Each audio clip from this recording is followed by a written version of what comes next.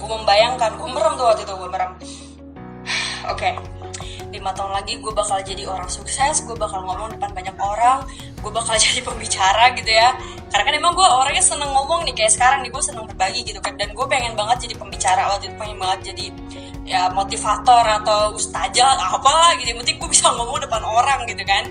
Nah masalahnya dulu kan gue bukan siapa-siapa. Susah bro, buat jadi orang yang didengerin sama orang lain itu susah. Kalau lu nggak punya lapak, nggak ada yang kenal sama lu, atau lu nggak ada yang bisa lu tawarin ke orang, nggak bisa gitu loh. Maksudnya bukan berarti nggak bisa, mustahil gitu, bukan. Maksudnya ada proses-proses atau protokol-protokol yang harus lo lewatin gitu kan. Nah waktu itu gue mikir gitu, oke 5 tahun lagi gue bakal jadi orang sukses ya. Terus gue bakal jadi pembicara, gue udah punya usaha, kemudian begini begitu. Nah ketika gue sudah memvisualisasikan seperti apa di otak gue tulis di kertas. Fine, 5 tahun lagi gue bakal jadi satu, misalkan penghafal Quran, oke? Waktu itu gue belum selesai Qurannya, jadi gue tulis, satu, gue pengen jadi penghafal Quran 30 juz. Nomor 2, gue pengen jadi pengusaha. Nomor 3, gue pengen jadi pembicara. Terusnya, gue pengen punya karya. Dan itu bener-bener gue tulis gitu ya. Nah, terus misalkan ada pertanyaan nih sama gue gitu ya, Wir, kalau itu namanya target dalam hidup bukan sih? Sebenarnya gue paling benci sama yang namanya target. Gue paling menghindari sama yang namanya target. Di urusan apapun, di urusan pekerjaan, di urusan ngafal. Misalnya kan banyak kan orang yang, oh gue target gue umur 16 tahun harus udah selesai nih ngafalnya gitu. Atau buat sebagian orang mungkin dengan memasang target itu efisien gitu ya. Karena dia jadi tahu apa yang harus dia lakukan dan dia jadi punya tanggung jawab dalam tanda petik gitu ya. Tapi buat gue enggak. Kenapa? Karena jujur aja gue nih orangnya rada-rada susah diatur. Dan gue tuh gimana ya, gue tuh orangnya lebih suka yang efisien aja gitu loh. Mana yang bisa gue kerjain duluan gue kerjain, mana yang menurut gue lebih mudah dikerjain duluan gue kerjain gitu. Jadi gue gak suka masa target, gue sangat benci yang namanya ditargetin, masa target kayak udahlah let it flow aja gitu. Tapi ini juga bahaya bila kita tidak bisa disiplin. Lo boleh nggak masang target asal lo disiplin. Nah disiplin ini yang rada-rada jadi tantangan ya kan. Jadi tantangan banget. Oke, setelah gue udah melalui masa dimana gue nggak ngerti harus apa, kemudian gue jadi tahu kan gue pengen ngapain 5 tahun ke depan, gue ada di mana. PR selanjutnya adalah how to get there, right? Exactly. I know. Bagaimana ya caranya kita udah tahu nih, sudah memposisikan diri kita 5 tahun lagi di mana, mau jadi apa, kemana, ngapain, dan seterusnya. Pertanyaannya, bagaimana caranya supaya gua bisa ke sana? Bagaimana caranya gua bisa ada di 5 tahun ke depan gitu? Kan harus ada sesuatu yang gua lakukan pastinya. Akhirnya gue sacrifice, gue berkorban gitu ya. Bahasanya berkorban, tapi maksudnya gue manut lah apa kata orang tua waktu itu. Gue keluar dari sekolah, gue keluar dari SD, kemudian gue masuk ke pesantren. Sejujurnya ketika gue masuk pesantren, gue gak ngerti gue masuk pesantren biar apa. Tapi karena salah satu dari list yang gue tulis 5 tahun ke depan itu ada pengen jadi penghafal Quran, akhirnya gue memposisikan diri gue masuk pesantren untuk mempersiapkan menghafal Qurannya ini. Tapi oke lah, itu gak usah dibahas ya. Skip soal ngafal Quran, skip soal nyantren, selesai di sana, kemudian gue keluar. Intinya gini guys, kenapa kita suka nggak ngerti dan nggak tahu gitu ya, mana jalan yang harus kita tempuh? Kenapa kita suka nggak ngerti, nggak paham, nggak mudeng kemana gue harus pergi gitu ya? Mungkin pertanyaannya gini, cuma satu, emang lu nggak nanya gitu. Ketika lu nyasar nih, misalkan lu pengen pergi ke suatu tujuan, kemudian lu nyasar, bukannya nanya, lu malah so tau gitu loh. Bukannya lu nanya nih sama warga yang ada di sono, kan padahal cuma tinggal buka kaca mobil lo doang gitu ya. Atau enggak lu berhenti kayak dari motor lu bentar terus nanya sama orang gitu kan, Bu permisi, ibu tahu nggak rumahnya Wirda di mana, misalnya begitu ya. Tapi karena kita modal soto ini merasa aku tahu kok, gue tahu, gue bisa, gue bakal nyari. Lama jadinya, kenapa lu jadi harus ngeliatin satu-satu gitu, nomor rumahnya begini-begini. Tapi beda ketika kita berhenti sebentar, kemudian kita bertanya sama Allah. Kenapa kita harus nanya sama Allah? Karena cuma Dia yang tahu masa depan kita seperti apa, kemudian hidup kita seperti apa. Kemudian kayak apa ya dibilangnya, kayak cita-cita kita tuh apa, impian kita tuh apa. Jadi gue selalu diajarin sama bokap, whatever your dreams are, apapun impian lo, bawa itu semua ke Allah. Kenapa? Karena cuma dia yang tahu jalannya apa, cuma dia yang bisa nunjukin jalan buat dulu tuh apa gitu. Apa nih jalan yang harus lo tempuh nih, kayak gitu. Nah, apakah ketika kita sudah bertanya kepada Allah gitu ya Allah, saya pengen jadi pengusaha gitu, seperti gue nih, gue waktu itu berdoa sama Allah, betul-betul gue berdoa gitu kan, ya Allah saya pengen jadi orang sukses gitu kan. Aduh, gue kayaknya ngerasa kayak bukan manusia gitu loh, jadi orang yang nggak berguna tuh. Bahkan to be honest ya, dulu tuh nyokap gue tuh sering banget ngebanding-bandingin gue sama anak orang kan. Rasanya dibanding-bandingin sama anak orang itu kan kesel ya kayak gue juga bisa gitu loh, gue juga bisa kok lebih daripada anak orang gitu kan. Akhirnya gue benar-benar bertekad, oke, tujuan hidup gue sekarang gue pengen bahagiain orang tua, gue pengen ngelakuin sesuatu supaya orang tua gue tuh bangga sama gue. Itu aja dulu, gak muluk-muluk. Dan gue berdoa sama Allah, ya Allah tolong tunjukin saya jalan gimana caranya supaya saya bisa membanggakan orang tua. Oke? Nah, ketika kita berdoa, apakah kita langsung ditunjukin sama Allah jalannya? Terkadang tidak. Malah yang lebih parahnya lagi, kadang-kadang Allah nunjukin kita jalan, tapi jalannya jalan buntu. Nah, di jalan buntu itulah dimana faith atau keimanan kita akan diuji di sana. Kadang tuh Allah tuh suka begitu ketika kita udah berdoa nih sama dia. Bukannya kita ditunjukin jalan selebar-lebarnya jalan seluas-luasnya jalan ya, jalan selurus-lurusnya jalan, kita malah dibelok-belokin dulu. Oke, nanti kita dibikin nyasar dulu ke sini, terus nyasar dulu ke sana, terus mentok. Atau lagi di tengah, bahkan lagi di tengah perjalanan ketabrak gitu ya, tiba-tiba ketabrak, tiba-tiba dibawa ke rumah sakit gitu. Maksudnya ini contohnya lah, kalian paham lah maksudnya apa. Kita sedang berdoa sama Allah kemudian diuji. Apa yang harus kita lakukan? Kalau menurut gue sih ya, itu seperti kayak sign atau apa ya bahasa Indonesia ya? Kayak it's a sign, you know? Kayak tanda bahwa dia tuh sayang banget sama lu gitu. Bahwa Allah tuh sayang dan cinta sama lu. Kenapa? Karena ya mungkin ya ketika sebelum kita mendekat kepada Allah, dulu kita jauh banget sama dia. Sebelum kita deket sama Allah, kita tuh dulu banyak banget salahnya gitu. Makanya Allah tuh sayang banget sama lu, pengen selalu deket sama lu gitu ya. Mungkin seperti itu. Nah, tapi gue malah ngerasa disayang gitu sama Allah ketika gue dipentokin, Allah tuh mau gitu nolongin lagi. Ketika gue dijatohin, Allah mau ngangkat lagi. Itu, dan gue ngerasa disayang banget sih kalau misalkan seperti itu judulnya. But anyway gitu ya, cerita sukses di usia muda ini gak lepas dari yang namanya tentu saja ikhtiar-ikhtiar langit yang dilakukan. Maksudnya apa tuh ikhtiar langit yang dilakukan? Ya gue sadar lah bahwa jangan kita nggak pengen cuma senang secara dunia doang, kita juga pengen senang secara akhirat. Tujuan hidup gue lain adalah gue pengen banget jadi orang yang bermanfaat bagi orang lain. Apalagi gue punya cita-cita pengen jadi penulis buku. Gue nggak mau kalau misalnya ada orang yang baca buku gue, waktunya dia jadi sia-sia gitu. Gue pengennya ketika gue nulis buku, kemudian buku gue dibaca sama orang, hidup orang itu jadi berguna, jadi bisa berubah gitu kan, jadi bermanfaat lah intinya gitu. Jadi gue pengen banget jadi manusia yang bermanfaat bagi orang lain. That's my dream gitu kan. Apa yang bisa gue kontribusikan kepada orang banyak, terutama kepada keluarga gue sendiri. Jadi cuma itu aja. Nah, perjalanan bagaimananya itu gue gak bisa cerita. Kenapa? Karena tiap orang itu jalannya beda-beda. Gak bisa disamaratakan, gak bisa disamain. Hidup gue, hidup lu. Akan lebih menarik kalau misalnya gue punya versi gue sendiri, lu punya versi lu sendiri. How to find it? Ya go find it gitu. Bagaimana cara menemukannya? Ya temukan gitu. The only way, satu-satunya cara supaya kita mengetahui di mana adalah dengan mencari gitu loh. Mungkin kalian bisa mempraktekkan cara yang gue lakukan. Apa sih yang gue lakukan? Simple. Gue cuma satu, bertanya sama Allah. Itu aja. Itu hal sepele tapi jarang dilakukan sama orang. Percaya. Mau tahu buktinya? Mau buktinya? Oke, lu tadi udah sholat asar. Gue tanya. Anggaplah lu udah sholat asar. Oke, abis lu sholat asar nih, lu doa gak sama Allah? Ya Allah, saya titip masa depan saya. Ya Allah, impian saya pengen jadi ini. Kabulin dong. Tidak semua orang sekonsisten itu tiap 5 waktu. Enggak semua orang. Paling banter-banter gitu ya. Assalamualaikum warahmatullahi. Rabbi firli wal walidayya warhamhuma kama rabbayani shaghira. Udah selesai.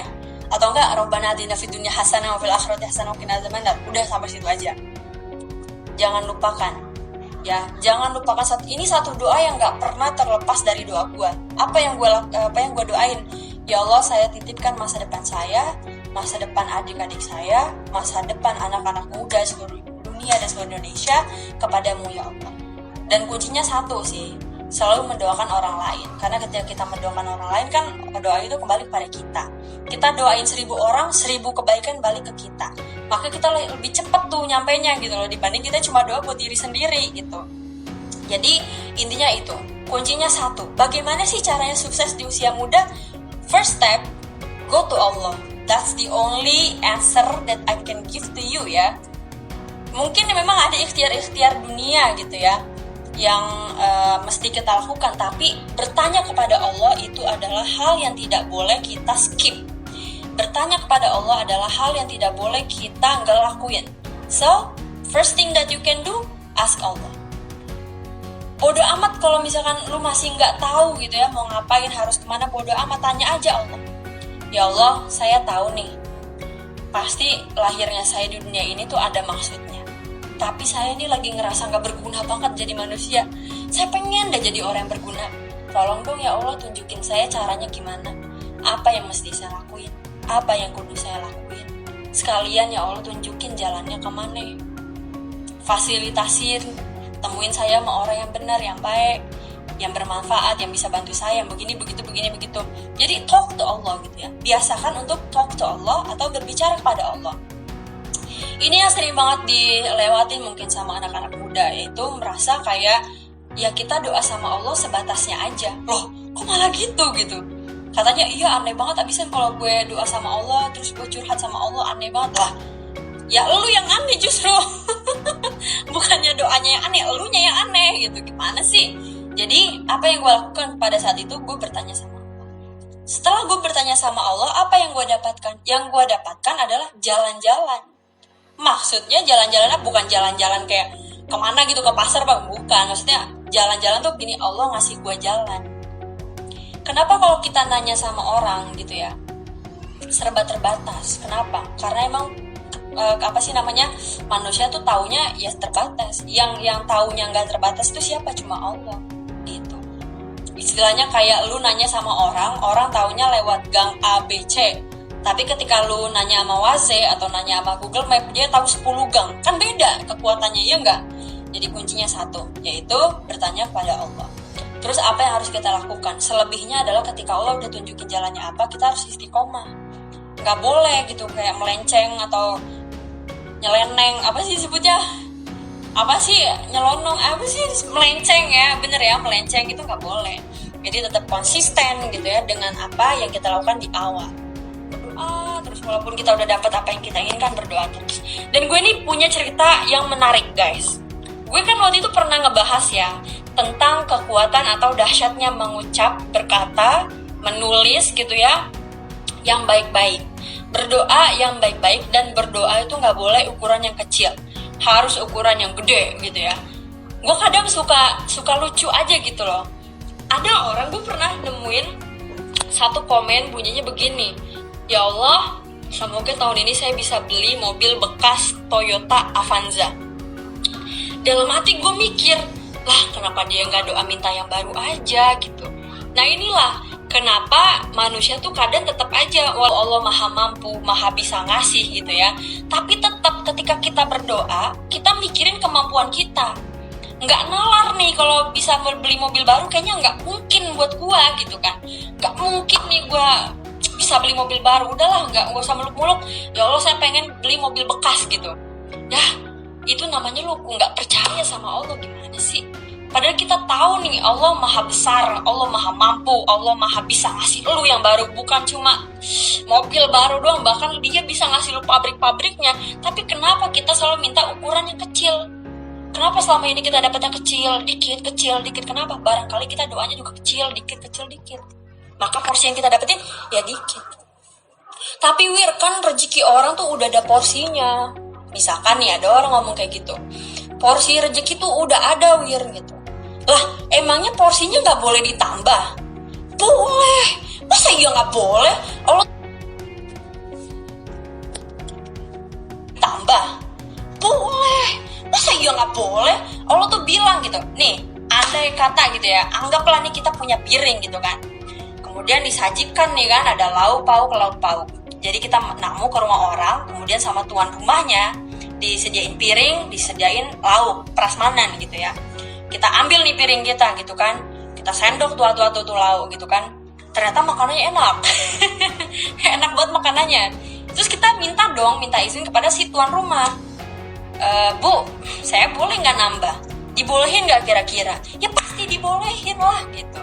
Jadi memang rezeki udah ada porsinya masing-masing, tapi kita diperkenankan dan diizinkan untuk nambah porsi itu, asalkan kita mintanya sama siapa? Sama Allah. Selagi kita mintanya sama Allah, lu mau minta gunung kayak mau minta lautan dan seisinya, minta dunia dan seisinya, boleh. Kenapa? Karena kita minta sama Dia.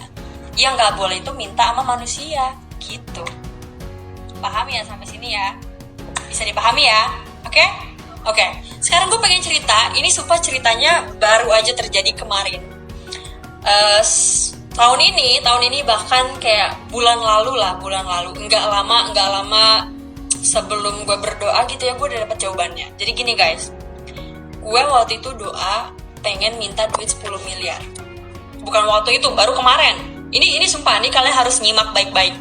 Jadi gue doa minta duit 10 miliar. Dan itu gue doa selalu gue sebutkan di setiap sujud sholat gue gitu ya. Jadi kan gue percaya banget sama repetisi atau pengulangan. Semakin sering kalimatnya diulang-ulang, maka chance atau kesempatan untuk dikabulkan semakin banyak. Kenapa? Karena kita selalu berdoa. Semakin banyak berdoa, maka semakin banyak juga pahala kebaikan gitu kan. Dan pahala kebaikan itu bisa ditukar menjadi barang yang kita inginkan gitu. So anyway, gue waktu itu doa kemarin, ya Allah, saya pengen punya duit 10 miliar. Jadi setiap sujud tuh gue doa. Gue doanya banyak banget, yang gue pengenin banyak banget. Tapi ya intinya gitu ya, gue selalu sebut ini dalam sujud gue. Setiap sujud ngomong dalam hati kan. Setelah baca gitu, subhanallah. Ada om gue guys, bentar guys. Oke.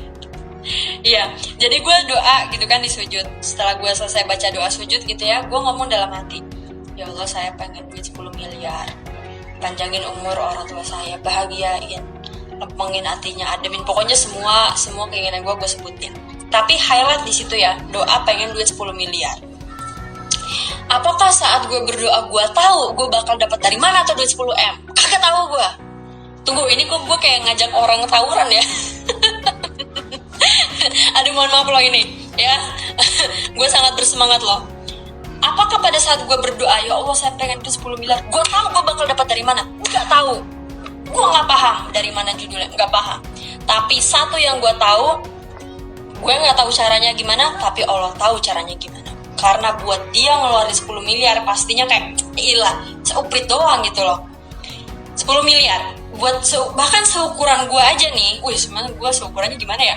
Bahkan buat gue nih ya, gila, lu waya gini, apalagi di situasi pandemi seperti ini gitu kan. Di situasi corona seperti ini, tiba-tiba lu minta duit miliaran. Buat orang yang apa sih namanya mikirnya normal, nggak make sense. Kenapa? Dari mana judul? Lu pengen 10 miliar, dari mana judulnya? Gue tanya. Gak tahu emang. Ini kan ngegas banget tuh ya. Nggak tahu gitu. Lah gue masa bodoh. Gue nggak tahu, ya udah. Lu nggak tahu, ya udah. Kenapa lu nggak tahu? Kenapa gue nggak tahu? Karena memang knowledge atau pengetahuan kita terbatas. Makanya gue nanyanya nggak ke lu. Gue nanyanya nggak ke Google. Gue nanya ke siapa? Nanya ke Dia yang maha tidak terbatas, yang nggak ada batasannya. Jadi gue nanya ke Dia nih, ke Allah gitu. Ya Allah, saya pengen duit 10 miliar. Abis gue selesai berdoa, gue juga mikir sebenarnya, lah, duit 10 miliar dari mana ya begini?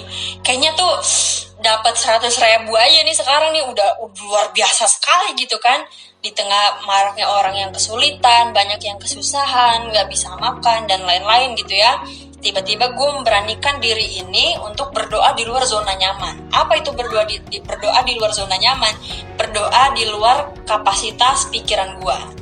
Tadi yang seperti gue sebutkan di awal ya. Gue sebutkan di awal, kenapa sih kita selalu berdoa sesuai kemampuan kita? Kenapa nggak memberanikan diri untuk berdoa di luar kemampuan kita? Gitu. Akhirnya gue berdoa seperti itu. Nggak lama kemudian setelah gue berdoa, dan gue rutin gitu, benar-benar istiqomah setiap sholat sunnah, sholat wajib, setiap sujud ya, gue berdoa seperti itu. Bahkan setelah selesai sholat pun gue berdoa gitu ya. Tiba-tiba gue dapet WA dong, gue dikirimin surat kerjasama. Di situ tunggu.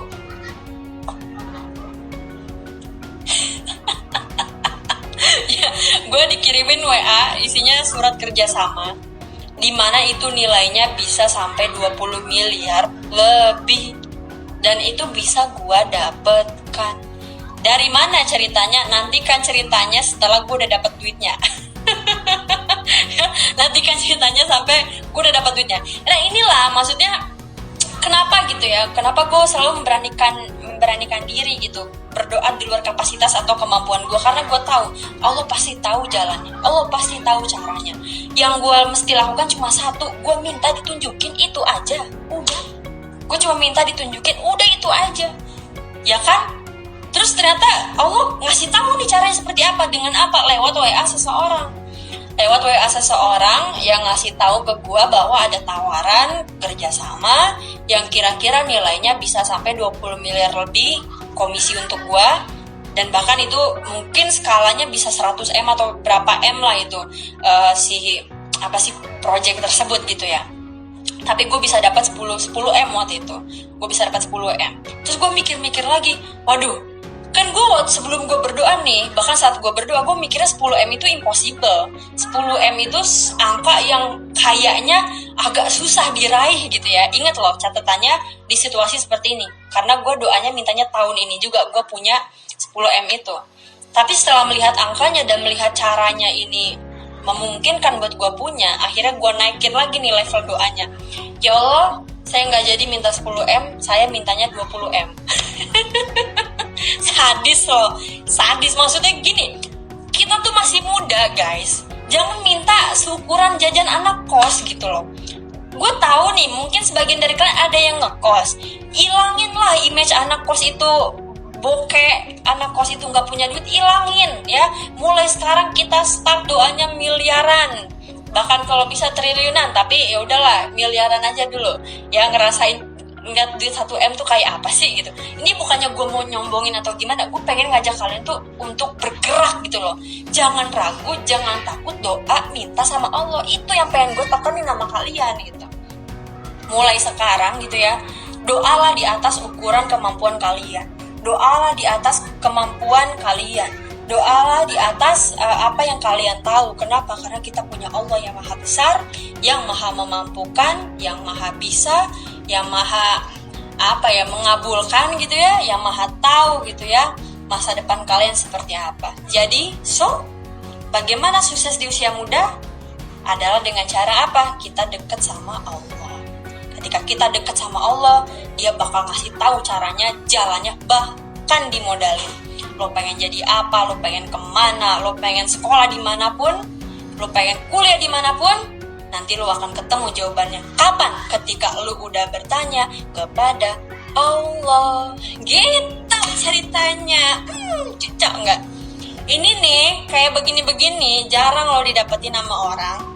Biasanya nih, ya walaupun nggak salah sih, namanya juga ilmu. Dan I really appreciate every knowledge that I have or I get gitu ya.